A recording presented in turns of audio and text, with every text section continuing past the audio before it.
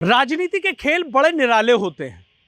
कब राजनीति में क्या हो जाए किसी को पता ही नहीं होता, कब खेला हो जाए इसकी किसी को जानकारी नहीं होती। अब बसपा को ही ले लीजिए ना, बसपा में भी खेला हो गया और खेला करने वाले विपक्षी नहीं है, बल्कि खेला करने वाले भी बसपा के ही लोग हैं। बात मेरठ से चली है और दिल्ली लखनऊ तक भी पहुंच गई। उन नेताओं की किरकिरी भी हो रही है, क्योंकि बात ही ऐसी है जिसकी आप उम्मीद नहीं करते। कभी सोचा है कि क्या बीजेपी के किसी नेता को बिना बीएसपी ज्वाइन कराए उसे बड़ा पद दिया जा सकता है? शायद कभी ऐसा नहीं सुना होगा, लेकिन मेरठ में ऐसा हो गया। हम बात कर रहे हैं बीजेपी नेता योगेंद्र जाटव की। योगेंद्र जाटव एक वो दौर था कि जब वो बीएसपी में थे, कई महत्वपूर्ण पदों पर रहे हैं, बड़े कद्दावर नेताओं में उनकी गिनती होती है, लेकिन हाथी की सवारी छोड़कर फूल की खुशबू पसंद आई और भाजपाई हो गए। लंबे समय से भाजपा में चल रहे हैं, लेकिन अचानक से एक बसपा की लिस्ट आती है और बसपा की उस लिस्ट में योगेंद्र जाटव का नाम भी शामिल होता है और उन्हें मेरठ मंडल का इंचार्ज बना दिया जाता है। अब खबर वाकई चौंकाने वाली थी कि क्या योगेंद्र जाटव ने बीजेपी छोड़ दी है, क्या योगेंद्र जाटव ने बसपा ज्वाइन कर लिया। लेकिन जब चिट्ठी में नाम आया तो फिर शायद किसी को यकीन करना मुश्किल नहीं था कि वाकई योगेंद्र जाटव बसपाई हो गए हैं। लखनऊ में बहन जी ने महत्वपूर्ण बैठक बुलाई थी। उस महत्वपूर्ण बैठक में तमाम नेता भी पहुंचे थे और एक अभियान अभी कुछ दिन पहले ही चला था कि जो बसपा के पुराने कद्दावर नेता रहे हैं, किसी वजह से उन्हें निष्कासित कर दिया गया था, उन्हें वापसी पार्टी में लाया जाए, उनके घर वापसी कराई जाए। मेरठ में भी ऐसे 3 लोग थे, प्रशांत गौतम, दिनेश काजीपुर और योगेंद्र जाटव। अब प्रशांत गौतम और योगेंद्र जाटव को मेरठ मंडल के इंचार्ज की जिम्मेदारी दे दी गई।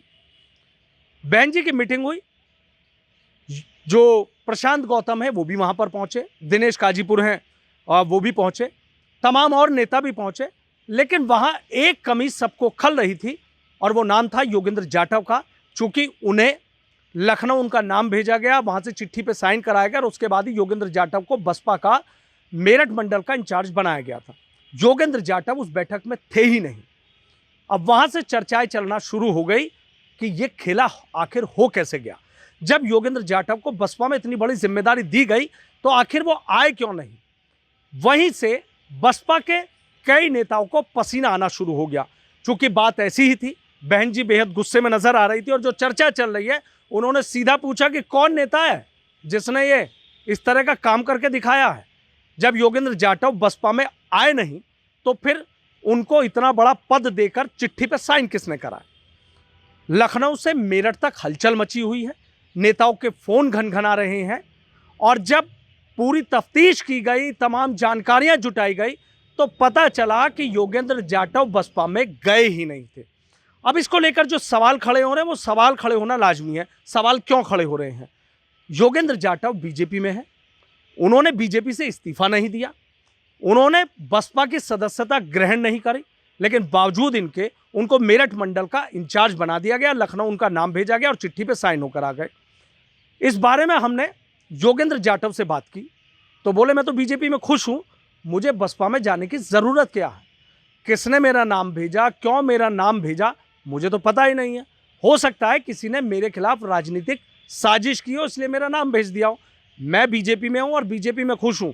योगी मोदी की नीति से खुश होकर ही मैं बसपा छोड़कर बीजेपी में आया था, मुझे तो यहां पर कोई दिक्कत नहीं है। अब इसी मामले में एक कार्रवाई हो जाती है। वो कार्रवाई होती है बड़े और कद्दावर नेता और पूर्व सांसद मुनकाद अली पर। जिस वक्त योगेंद्र जाटव का नाम भेजा गया था, उस वक्त मेरठ मंडल की जो जिम्मेदारी है वो मुनकाद अली पर थी। अचानक से बहन जी एक फैसला लेती हैं जिसमें मुनकाद अली को मेरठ से हटा दिया जाता है और उनको सहारनपुर, मुरादाबाद और बरेली मंडल की जिम्मेदारी दे दी जाती है। अचानक से ये चर्चाएं परवान चढ़ती हैं कि योगेंद्र जाटव जब बीजेपी छोड़कर बीएसपी में नहीं आए तो फिर उन्हें यहां मेरठ मंडल का इंचार्ज क्यों बना दिया गया। लापरवाही वाकई बहुत बड़ी है। जब कोई नेता बीजेपी छोड़कर आया ही नहीं, बसपा ज्वाइन ही नहीं की, फिर उसे बसपा में इतनी बड़ी जिम्मेदारी आखिर दी कैसे गई। अब अचानक से फिर बहन जी की एक चिट्ठी आती है और जो मुनकाद अली हैं अब उनको सहारनपुर मंडल, मुरादाबाद मंडल और बरेली मंडल से भी हटा दिया जाता है और उनको सीधा यहाँ से बुंदेलखंड और कानपुर भेज दिया जाता है। बसपा में चर्चा ये चल रही है कि जो इतनी बड़ी लापरवाही हुई है, उस लापरवाही में ये कार्रवाई मुनकाद अली पर की गई है कि उन्हें यहाँ से दूसरी जगह भेज दिया गया है। अब क्या और भी लोग इसमें जो लापरवाह हैं उन पर भी एक्शन होगा? ये वो तमाम सवाल हैं जो सियासी गलियारों में गूंज रहे हैं। चूंकि चर्चा हर तरफ है और बसपा के उन नेताओं की भी किरकिरी हो रही है, हंसी उड़ रही है कि जो नेता बीजेपी में जमा हुआ है, बीजेपी छोड़ी नहीं, उसे बसपा में सीधे इतनी बड़ी पोस्ट पर जिम्मेदारी दे दी गई। आखिर इसमें लापरवाही किसने की? क्या किसी ने कोई खेला किया? अब इसकी भी जांच की जा रही है। बात इस बारे में जब हमने बीएसपी के कई नेताओं से बात की तो उन्होंने फोन ही नहीं उठाया। मुनकाद अली से हमारी बात हुई तो उनका सीधा कहना था कि जो लोग इस तरह की चर्चाएं कर रहे हैं कि मेरे पे इसलिए कार्रवाई की गई, बसपा में एक व्यवस्था है, बहन जी जिसको जहां भेज देती हैं वहां चले जाते हैं। अब मुझे बुंदेलखंड की और कानपुर की जिम्मेदारी दी गई है तो मैं वहां चला गया हूं। जब उनसे योगेंद्र जाटव को लेकर सवाल किया गया तो बोले मुझे नहीं पता किसने नाम दिया, किसने नाम पर मोहर लगाई, किसने चिट्ठी पे साइन कराया, किसने लाकर यहां पर जो जिम्मेदारी है वो यहां पर दे दी। अब जो बसपा के जिला अध्यक्ष हैं, जब बसपा के जिला अध्यक्ष से इस बारे में बात की गई तो उन्होंने एक नई बात सामने लाकर खड़ी कर दी। उन्होंने सीधा ये कहा कि योगेंद्र जाटव से तो मेरी बात हुई थी, उन्होंने मौखिक सहमति दे दी थी, हो सकता है किसी दबाव में हो इसलिए अपना इरादा पलट दिया हो। जब योगेंद्र जाटव से बात हो गई थी तो बात होने के बाद ही उनका सीधा कहना है कि तभी तो उनका नाम लखनऊ भेजा गया था और लखनऊ नाम भेजने के बाद ही उनके नाम पर मोहर लगी थी। अब प्रशांत गौतम को यहां पर मेरठ मंडल का 6 जिलों का इंचार्ज बना दिया गया है। योगेंद्र जाटव का नाम उस लिस्ट से काफ़ी किरकिरी होने के बाद, फजीहत होने के बाद हटा दिया गया है और उसमें जो दिनेश काजीपुर हैं उनको यहाँ जिम्मेदारी दे दी गई है। लेकिन सवाल यही उठ रहा है कि बसपा के नेताओं ने आखिर इतनी बड़ी गलती आखिर कर कैसे दी?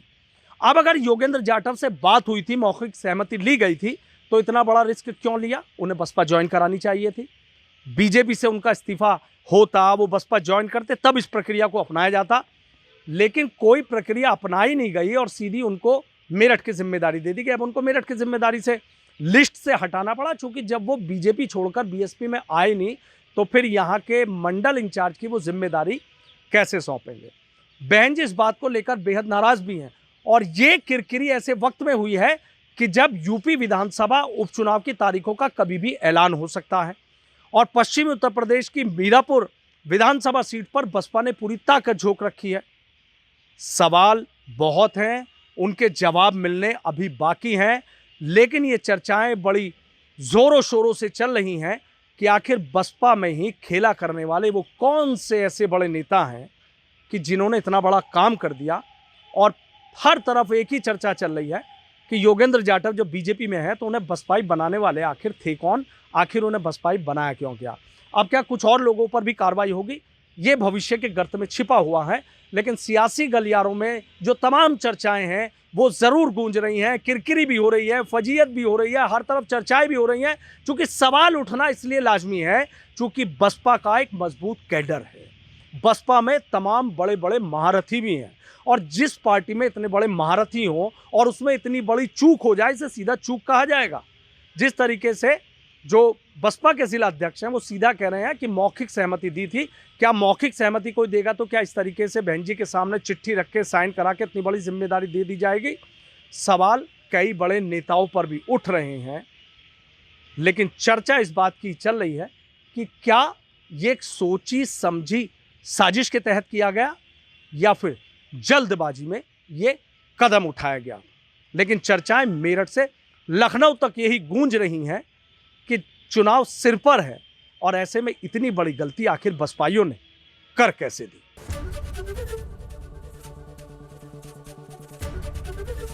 एबीपी गंगा, खबर आपकी, जुबान आपकी।